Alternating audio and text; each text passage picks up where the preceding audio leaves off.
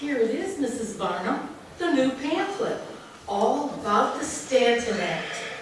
Thanks to Elizabeth Cady Stanton, the state of New York now guarantees a woman the right to make her own business and legal decisions. What do you think about that, Mr. Barnum? Oh, I'm all for it, 100%. As long as she asks us a husband first. All right, McNally, bring us a couple dozen oysters and 2 large ales. And put a head on them.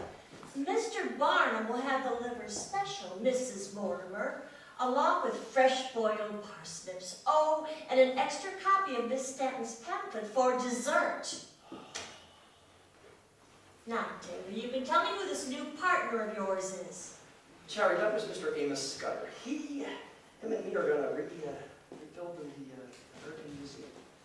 With what? We don't have $100 to our name. Oh, with a little brass and humbug, of course. You'd be surprised just how often it's as good as silver or gold. Schemes again, Taylor. Schemes and dreams. Cherry, that's my nature. I told you the first night we met that I was a dreamer. Taylor Barnum, when a girl meets a man for the very first time during the worst thunderstorm of the summer, and the lightning is jumping off of every tree and barn in sight, and the thunder so loud it'll scare you half out of your wits, not to mention every dog and cat in the entire territory howling so loud to raise a den, a girl doesn't pay much mind when a man happens to tell her that he's a dreamer.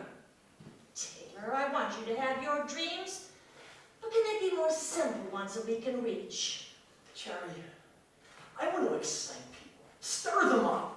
You know, give them a taste of the miracle. Miracle is a mighty fancy word for humbug, Taylor. Oh, Cherry, how can you say that? Sure, I may put a high polish on the facts sometimes, but I've never once taken anybody for one thin dime. Well, you've taken them for more than money.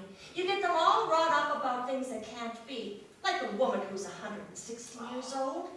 Taylor, I want you to use the imagination the good Lord gave you, and with 2 girls to bring up, you ought to be using it for something more sensible. Now, I happen to know that Mr. Chauncey Jerome over at the Clockworks is looking for a partner.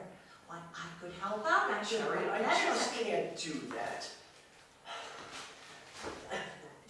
Tick-tock, tick, from 10 to 6 every day, with the occasional bong to break up the monotony of 10,000 little cuckoos looking through 10,000 little holes. Every man has a temperament, Mrs. Barnum, and mine is just not suited to tick-tock, cuckoo, and bong. I'm sorry, Taylor. I shouldn't have brought it up. Oh, it's all right, Cherry. That's half a wife's job, bringing up things her husband doesn't want to hear. Cherry, look. The Clockwork's just not the right color.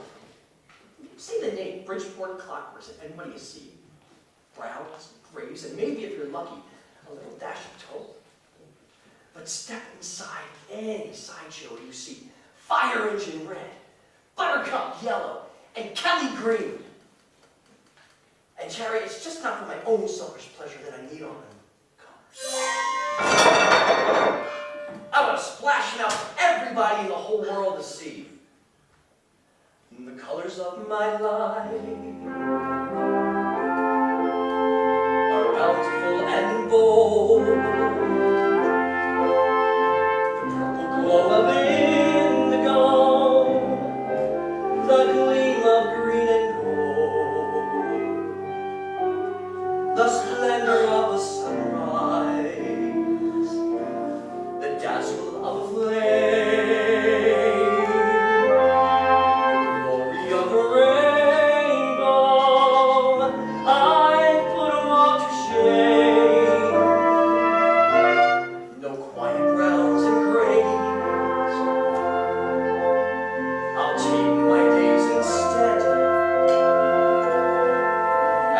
Until they overflow with rose and cherry red. And should this sunlit world grow dark one day,